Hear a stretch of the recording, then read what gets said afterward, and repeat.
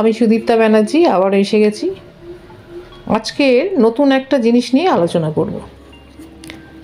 আজকে আলোচনা করব মৃত্যু নিয়ে। শুনতে জিনিসটা খারাপ লাগলেও এটাই সত্যি। সবার জীবনেই ঘটবে একদিন না একদিন। আমার জীবনেও ঘটবে, আপনাদের জীবনেও ঘটবে।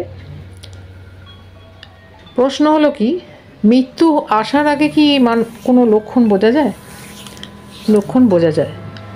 জ্যোতিষ মতে বা গরুর পুরাণ মতে কিছু লক্ষণ আছে যেগুলো দেখলে বোঝা যায় মানুষটা কিছুদিনের মধ্যে মৃত্যু ঘটবে বা মৃত্যু পথযাত্রী।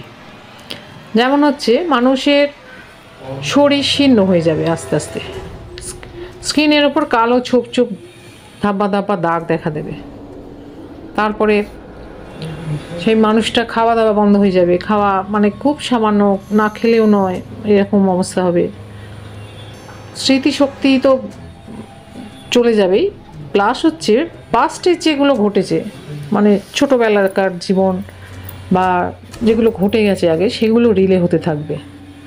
সারাক্ষণ ওইগুলোই বলতে থাকবে, ওইগুলোই আলোচনা করতে থাকবে। তারপরে আরও কিছু আছে, সূর্য বা চাঁদের দিকে তাকালে মানে পরিষ্কার দেখতে পাবে না, লাল লাল, মানে আবছা আবছা লাল লাল দেখতে পাবে।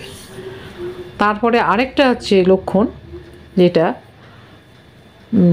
দুটো কানের মধ্যে আঙুল দিয়ে যে মৃত্যু পথযাত্রী সে যদি দেখে, আমাদের শরীরের যে অর্গানগুলো আছে সেই অর্গানগুলোর একটা ভাইব্রেশন আছে শরীরের মধ্যে হয়, সেই আওয়াজটা যদি সে না পায়, ভিতরে কানের মধ্যে আঙুল দিয়ে যদি দেখে পুরো স্টপ হয়ে আছে, তাহলে সে বুঝবে মানে 10-15 দিনের ভিতরেই তার মৃত্যু আসন্ন।